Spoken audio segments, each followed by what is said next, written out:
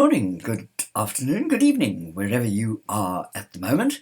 Hope you're not freezing in all that ice in Kimberley and Johannesburg, and freezing as we are now. Thanks, South Africa. It's just arrived over here with us, and it's flipping freezing, I can tell you.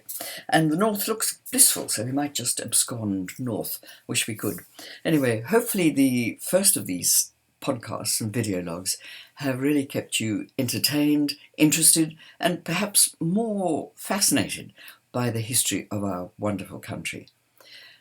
The backdrop you'll see has changed, and that is because I'm well overdue in the recording of my audiobooks.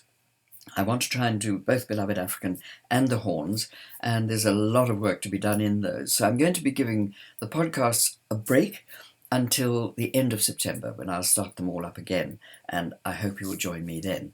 But as you can see, we don't normally hang duvets over our bookshelves, but on occasions it's a very necessary part of life when you're trying to get rid of an irritating buzz that has been plaguing us when we're trying to get a decent sound on the audiobooks. So, okay, where do we go? Back to Lobengula. Quick recap. He was known as Prince Jandu when we first started to pick him up. He was a sickly baby of Mzilikazi's youngest wife, who was a Swazi princess. Never quite acceptable in the court, one gathers.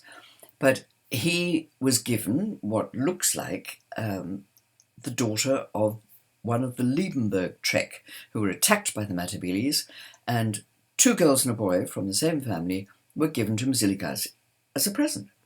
Why? Don't know. One girl, we don't know what happened to her, but Sarah was given to the youngest Swazi princess and looked after this sickly little baby. There's quite a lot of evidence to show that Induna Sam, who was her brother, or might have been her brother, was the one with whom Jandu used to spend most of his time hunting and horse riding and tracking. So he was very used to being with white people, which was probably a very good thing, because it equipped him far better to understand a bit about them, the good and the bad, I suspect. There's a picture of him that was drawn of him wearing European clothes just before his inauguration, and he enjoyed doing that. It was obviously easier to ride in European clothes, but once he was king, he never wore them again, obviously. So that was very much a part of his life. Apparently he was an excellent horseman. But when Mzilikazi died, of course, then there was this matter of succession, and he hadn't nominated an heir, and so you had Chief Nkumbata, who knew and probably hid Jandu in the Matopas with the Mlimo, from whom he learnt all the traditional requirements and herbs, and from whom he also grew in spirituality, the Matabele spirituality. So you had Nkumbati fighting for Jandu, and you had Chief Mbigo, whose wife was a sister of Kuluman, fighting, determined to try and find Nkuluman. Well, he didn't succeed. And so eventually Jandu was told he was it. It took about 2 years after Mzilikazi's death, and he was inaugurated as King Lobengula. Now, he did remarkably well. He really did. As a young man, he was facing the most unbelievable turbulence. You had Marsh, who had pulled apart some creepers, and there were what we know today, the Great Zimbabwe ruins. So what an amazing story that was, and it just captured the world's imagination, a world that was already filling up with stories of Rider Haggard. And once he heard of this, he was off, and King Solomon's Mines became a reality. Reading it today, it's pretty lightweight, but at the time it fired the imagination. The gold rush was in full swing in Australia. Of course, the Rand had been discovered, and that was really showing some returns. So every single person, and they were all the same sorts of people, descended on this massive gold rush. Poor old Lobengula was in the line of fire. He really was. So first of all, what he tried to do was to get a friend of Mzilikazi's by the name of John Lee, who had a farm down at Bulilima Mangwe, and he got him to look after, accredited him, got one of the missionaries, or no, in fact it was Thomas Baines, to write something saying that he would just cope with all these people trying to get in to Matabeleland and chuck out those he didn't. Of course, poor old John Lee didn't realise that up they were going up round the west, sneaking in behind him, etc., etc. But he did a pretty good and a creditable job, and he was the first one. But in all of that, Lobengula was well aware by this stage, especially since Mzilikazi was so held up by the Makololo, who had guns. He needed guns. He wasn't allowed to have them, because King Khama had said to the British, "Don't you give those Matabeles guns." So he had to try and find a way. So he gradually built them up through anybody who wanted to come into Matabeleland to ask for a concession had to pay in guns and caps and all the other things that used to go with the guns of those days. Also, safeguards were put into place, and in Britain they made him an elephant's seal, which would be stamped on sealing wax to show Lobengula, king of the Matabeles and Mashonalands. There it was, all written out, and they would accept nothing unless it had that sealing wax steel, it had Lobengula's cross, and it had a missionary witness him actually writing it, and they would sign beside it. That was their way of verification, all documents, that they actually came from Lobengula and from nobody else. But there were an awful lot of disgruntled drunks and villains and adventurers, and there was an awful lot of lying and manipulation going on, because drunks and villains and adventurers seemed to follow gold rushes like bees after honey. So he had a tough time, he really did. Mostly, though, they were abiding by the Berlin Conference. And part and parcel of that was Britain asking John Moffat, the son of Robert Moffat, who had been in today's Botswana, working with King Khama about making Bechuanaland a protectorate of Britain, because Khama had asked for help. He said, "I can't defeat these Matabeles, so I would like to be a protectorate of Britain." And so John Moffat was there, and he was asked by Sir Sidney Shippard to go up and become the British representative in Matabeleland, because there was so much going on there. And Shippard, who was in charge of the whole operation in Khama country, wrote quite an interesting overview of his impression of King Lobengula. And he said, in person he's rather tall, though considerably shorter than Khama, and very stout, though by no means unwieldy. His colour is a fine bronze, and he is scrupulously clean. He wears the leathern ring over his forehead as a matter of course. Altogether a very fine-looking man, and he has a most majestic carriage. Like all Matabele warriors who despise a stooping gait in a man, Lobengula walks quite erect, with his head thrown somewhat back and his broad chest expanded. As he marches along at a slow pace with his long staff in his right hand, and all the men around shout out his praises, he looks the part to perfection. He would also wear a single row of pale pink beads, denoting his membership of the Khumalo clan, and therefore his legitimate kingship. And a German called Henry Staab said, Lobengula was at least a century ahead of his people, as far-seeing, clever man, and like most Zulus, a clever disputant. So what did John Moffat find when he got up there? Well, his notes are full of pithy little descriptions of the concession seekers, moral invertebrates, or an intelligent man but utterly demoralised. He didn't think a lot of them, he certainly didn't, but he did insist upon the terms of the Berlin Treaty. In other words, you came in, you treated with the chief, you did not bypass him, you did everything according to the book as it was originally written. It fell apart subsequently, but Moffat was a stickler for that sort of thing. And the poor old king, he really was being beset on all sides. He had the Belgians trying to come down from the Congo. He had treaties being made with the chiefs along the Gazaland border, that's present Mozambique. He had Germans trying to get in from the west. Not easy stuff. So Moffat said to him, well, it seemed as though Lobengula was definitely much more partial to Britain than to anybody else. So Moffat said to him, well, look, why don't we just make a friendship treaty? So in 1888, he drew up a treaty that simply said, peace and amity shall continue for ever between Her Britannic Majesty, her subjects, and the Matabeleland people. Moffat acknowledged in his report back to the British government that the Matabele might like us better, but they fear the Boers and the Germans more. That was probably a very, very telling statement. Liked us better, but they preferred the Germans more. So one of the others who were a problem to poor old Lobengula, and you wouldn't have thought this was the case, but they were a problem, and that was the missionaries. Because they said to him, you've got to stop killing the missionaries.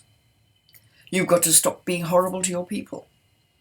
And Carnegie came up with this wonderful thing when he said, well, if somebody does something wrong, we'll build you a jail. Then you can put them in jail.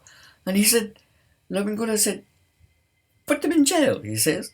Well, you give them a room and a blanket and a meal. He said, I'd have the whole tribe in jail before the day was out. Difficult. Completely different culture. Changing of culture, always difficult. It doesn't matter where it is. Whether it was the Britons having to adjust their culture in the Roman times, or even more latterly with immigration. It's a change of culture, and it's never easy to cope with. So the missionaries were very strong on this. You must not keep on raiding the missionaries. Well, this was what the Matabele used to do. So they were getting pretty fed up with this, of not being able to go and find more wives and more cattle. So the one restraining factor in the whole thing was, of course, Lobengula. He knew full well that the British had guns, that they had enormous armies. He'd been watching what was happening in South Africa. And so he was well aware of it, and he kept a very tight rein on his people. So, in fact, what his comment to the missionaries was, God had designed each nation exactly as he wished them to be, and the white men were skilled in work, the black with plenty of good cattle and accustomed to making raids and war, he told them. Then, and this was interesting, he said, if the black man was meant to do the same things as the white, it was jolly unfair that they'd not been told how to do it. I put the word jolly in, but you can sort of imagine, can't you? Lobengula told the missionaries he couldn't become a Christian, otherwise how could he possibly discipline his people? Change of culture. Interesting, difficult for everyone, but he always abided by the one thing Mzilikazi had dictated. These vessels, the missionaries, are not to be broken. But even after the Rudd Concession was all sorted out, there were plenty of people trying to undermine the whole process, as we told last week, because they couldn't get concessions anymore except through the chartered company, etc. One of those was Piet Joubert. Now, he had the voortrekkers right on the Limpopo, ready to move in at a moment's notice. He hadn't been able to get an audience with the king. So what did he do? He says to him, when an Englishman has your property in his hands, he is a baboon with his hands full of pumpkin seeds. If you don't beat him to death, he won't let go. So there was Joubert, then there was Lippert. My least favourite person in this whole story, Mr. Lippert, and the things he did were incomprehensible. He, of course, had to rubbish everything that Rhodes had done, everything about the chartered company. And he was going to take out a full-page advertisement, land and leases, only to the voortrekkers. We mentioned it briefly last week. So Rhodes was virtually told to settle with Lippert. The British government said, we cannot have this man badgering us anymore, settle with him. So he had to renegotiate with Lobengula, and here something awful took place. Lippert, eventually Rhodes did settle with Lippert at a much reduced fee, and then he said to him, you must go and get a proper treaty with the king, please.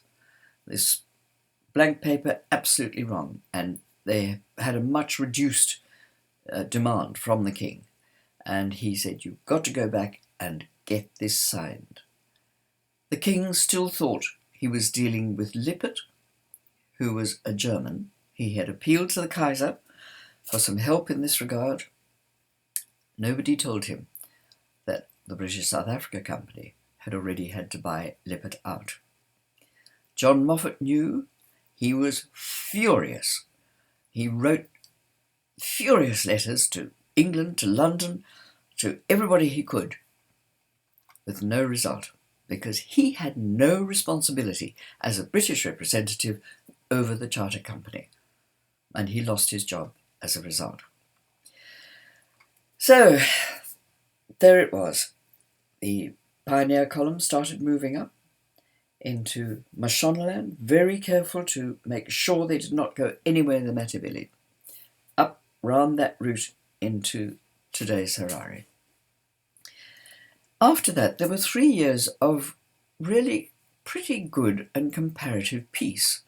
The king himself pegged 40 reef claims and 2 alluvial gold claims, and he was starting to build up this fortune that so many people have tried to find. Lobengula's gold, where is it? Apparently nobody's ever found it.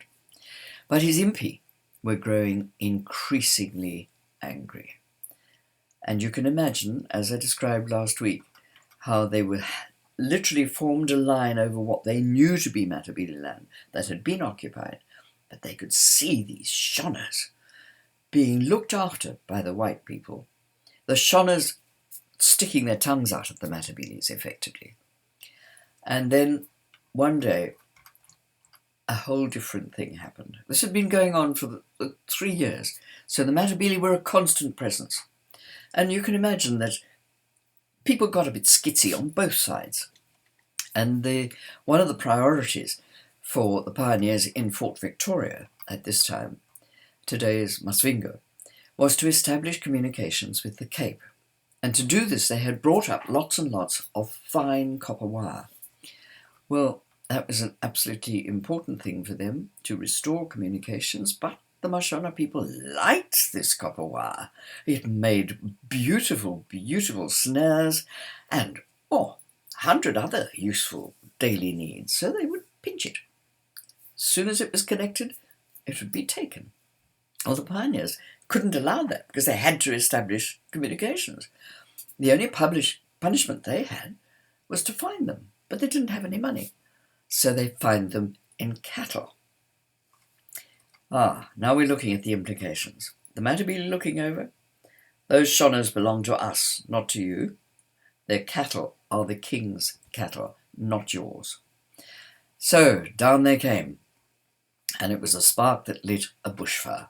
The Matabele inflicted their own punishment by teaching the Mashoners a really big lesson. They murdered a large number of them, but it didn't stop there. They started then to murder every Mashona who was now working or in cahoots with the whites, including one young boy who the white man saw actually being killed, and he'd never seen anything like that before, and he was outraged. At the time, there was a man called Lendi in charge of the garrison. It was only a small garrison, and again the stories change. Mr. Lendi told a completely different story to what you can pick up here and you can pick up there. But what it goes like is something like this. They had the excuse, whether it was trigger happy, but it was certainly the cattle. It couldn't continue one way or another. So Captain Lendi said to the Matabele, you have got to repair back to the Shashi River, and you're going to be given 2 hours to do it in. It was an impossible task anyway. But some of the reports I've read indicated he gave them a half an hour start, and they went after them. He didn't wait the 2 hours. 30 of them were killed. Well, Lobengula was beside himself. He did not want war. He knew what it would mean. He did not want war. So he sent 2 of his headmen with his friend Dawson down to Palapi to find John Moffat and say, please, John Moffat, appeal on my behalf to the British South Africa Company. I do not want a war. Where are the white bodies? Dawson took with him 2 headmen and a brother of King Lobengula. And of course they were all dressed fully as Matabele warriors with their shields and spears. They got to Palapi, and for some extraordinary reason, Dawson neglected to tell anybody there who they were. He went off to get a glass of water, came back to find one had been shot, one had been clubbed, and Lobengula's brother had managed to escape and swim the river. Well, that started the war. That was 1893, and Lobengula quickly called back 2 regiments, and the war started with a massive fight at Bembezi. So that was the sadness of all of that thousands were killed at Bembezi. Thousands were killed. They did have some guns for the sort of second round of attacks, but they hadn't had much practice in using them. So all the guns from the Rudd Concession had eventually got to them, but they hadn't really learned how to use them. Lobengula by this stage was quite convinced they were after him, and so he decided the only thing he could do was to leave Bulawayo and head out, away and up, his usual thing, going up to the Zambezi. Now, people said, why did he burn Bulawayo? Well, it's what kings did in those days. It's what kings did. And in fact, there's quite an interesting little piece here, which is from one of the missionaries, Charles Helm, and he describes what he had just been to see about the burning of Mzilikazi's Bulawayo, because they both had Bulawayos. I have just been present at a most moving spectacle. 5 days ago, on Thursday the 15th of September, Kobulawayo was officially destroyed. On the 7th day, after the full moon, Magwekwe, the former induna or governor of the capital, received from the king an order to go to the old town, so the king being Lobengula, go to the old town and to set everything on fire. Magwekwe, therefore, set about burning the king's palace, the queen's huts, and even the chariot of the old king. At first I accompanied Magwekwe in his work of destruction, then I retired to a little hill in order to better view this spectacle. When his task was finished, Magwekwe came to me, shook me by the hand and said, "Lambile," that is to say, I'm hungry. So that was what happened. You built your capital, stayed there 3 or 4 years, used up the resources that were there, the wild animals, the ground that grew tired after that time, and you moved on, you burnt your capital behind you. So it was a sad and awful time, because then Lobengula headed off towards the Zambezi. Jameson, coming back from the Bembezi, saw Bulawayo in smoke and was terribly upset from all accounts. So he sent Dawson off as fast as he could to try and contact Lobengula, get a message to him. Eventually they did get a message to the king, and the king responded. He responded to say yes, he would be prepared to talk, but how could he come back when he no longer had any place to live? He trusted to his most trusted indunas. He gave them a letter and a bit of gold to show his faithfulness to Jameson. The indunas, of course, were pretty terrified, still in uniform war dress, approaching Bulawayo, and they saw 2 men from the Bechuanaland border police and said to them they thought they'd get much better chance of getting to Jameson through them. They gave him them the letters and the gold. You guessed it. They absconded. So Jameson never received the letter. Lobengula thought, well, that means he doesn't want to talk to me, and I've got to head north. Those 2 troopers were eventually charged and jailed, or supposedly jailed, for 14 years, but in fact they escaped, or somehow it was absconded. Probably had to be fighting the next war, which was the Matabeleland War in 1896. They were quite possibly let out of jail to go and help because the numbers were so few. But what a tragedy, because if that had not happened, then, well, as Matabele Wilson said, he was another friend of Jandu's, I only ask for fair play to a black man who stood by the white men to the end of his life. I must say this, that no man could condone the terrible things that happened in this country, even in my time, the superstition, witchcraft, bloodshed, and the massacre of thousands of people within the reach of their spears. But I shall always have a kindly feeling towards the one man who deserved a better fate. Lobengula died a king. It was better than death in captivity. Had those two rascally troopers on Forbes patrol only approached the authorities, as Lobengula had desired, the Wilson disaster at Shangani would never have happened, and the king would have worked together with Rhodes. The agony of this whole thing was that, in fact, Rhodes and the king had the greatest respect for each other. The double agony was that Rhodes was already in Beira when this happened, in Mozambique, on his way to see Lobengula. So he missed him by months. What a sad end. What a sad end. And of course the Matabeleland people afterwards were lost without their king. They didn't know how to relate. The culture clash was too great. And despite the fact that they were given generous reservations of land, allotments of cattle and seed to start growing things, ample employment on the farms, mines, government, more liberty than they'd ever known before, the slaves were freed, labour was paid in coin, land held in safety, that was a very English reparation. The Matabeleland didn't really know what to do with it all. Some of them did. Some of them adapted remarkably well. Others didn't. And then the mouthpiece of God, Mlimo, started to proclaim that the only way they would ever survive was if the whites were all killed. And that is the start of the next series. Hope you've enjoyed them. I've loved being with you.